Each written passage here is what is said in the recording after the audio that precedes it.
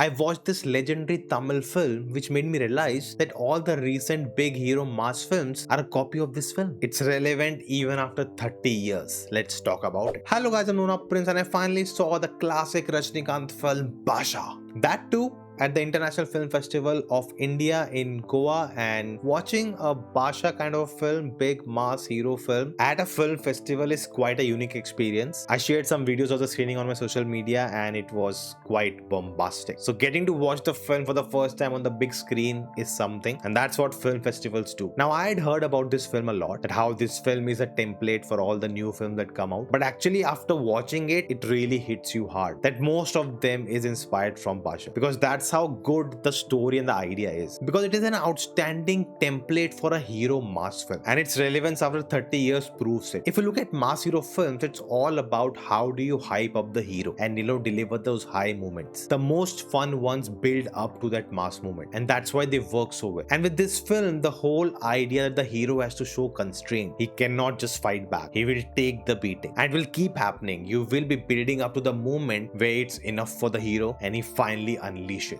and then whatever happens, it is so fun to watch. And also the idea that the hero have his own henchmen, his followers who are with him, who are also fighters, like literally jailer and coolie are Basha. But I think what also makes the film special is the Rajinikanth style we witness. Please forgive me for butchering this dialogue. Naoru thadwa sona, noru thadawa sona madiri. I'm sorry. Basically saying it once is equal to me saying it 100 times. And his whole mannerism in the film, the way he sits, the way he portrays the whole Basha character, there's a sound effect when he moves, the things which kind of became memes in the popular culture. Now I don't know, before this film also it was very prevalent with him, but in this film it definitely stood out to me, and I think this made his identity of this super being, that Rajinikanth can do anything. I remember there was a meme page in the Orkut Facebook days, Rajinikanth was a CID jokes. We used to get these jokes as messages in forwards back in the messaging days when each message used to cost 1.5 rupees, and he carries the character so well, and at the same time also gets to show a different side of him, being an auto rickshaw guy. Even in that he can add his own style without doing much. And watching all of this made me realize that what Pradeep Ranganathan is doing is very similar, and I'm sure most of you watching already knew this. It's just a big realization for me. Even he, with his small filmography, in every film stands out with his mannerisms, his own style. Any other actor couldn't replace him in those films, because he brings himself with this aura, with his style, which is similar but distinct in each film. I've talked more about it in my Dude review, you can check it out. Now talking about the film overall, watching 30 years later, definitely at moments it has not aged that well. And I'm talking more about the technical aspect of it. Of course, they didn't have those resources we have today. It's not a fair comparison. But the ideas and the concepts they have utilized, even with the camera movement, sound design, it's actually pretty good starting point. The way they show the flashes of the past life, they kind of build it up. It's not given to us at the start itself. And overall, the film is actually well shot, well covered. They have these big sets,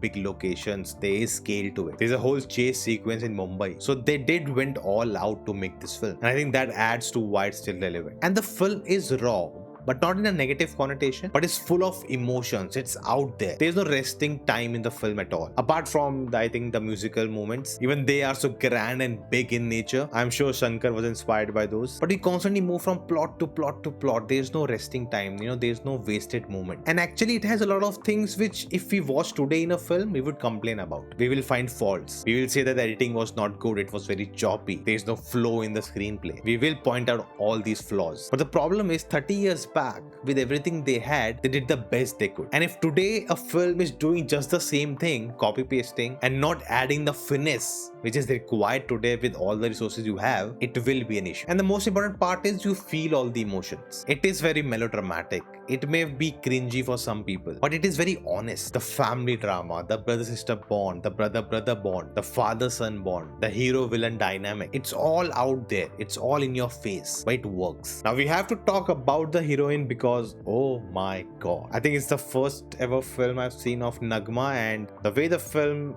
like captures her. It is not done in a vulgar way, that's what I have to say. It is very sensual. She is very sexy in the film, but it never becomes demeaning, it never becomes vulgar, it never feels wrong. And I'm sure if internet was there back in the day, she would be the national crush. Even the way the villains are set up, the whole gangster drama that's happening in the flashbacks, it is the people in power versus the underdog, and how that underdog rises to become the big force who fights the villain. And all of that, there are multiple levels of politics going on. We have a backstabber, so it is complex. And the recent films, you kind of see the different variations of it. I don't think it's wrong to take Basha as a template for your film. It works, that's why they do it. But it is also about what are you adding to it, how are you innovating this template. If you're just gonna copy paste it and just package it differently, that's not gonna work. I feel like with Jailer there is some uniqueness to the same template. We see Rajinikanth in a never seen before avatar, and that's what makes a template more refreshing. Coolie was Coolie. In Leo also it was inspired from a Hollywood film, but there's similar template there also. And talking about Charan Raj, I've actually ranked all his 6 films in this video in a very unique manner. If you haven't seen, definitely check it out. Do let me know your thoughts on Basha and what I need to know more, which will blow my mind. Let me know in the comments below, and I will see you next time.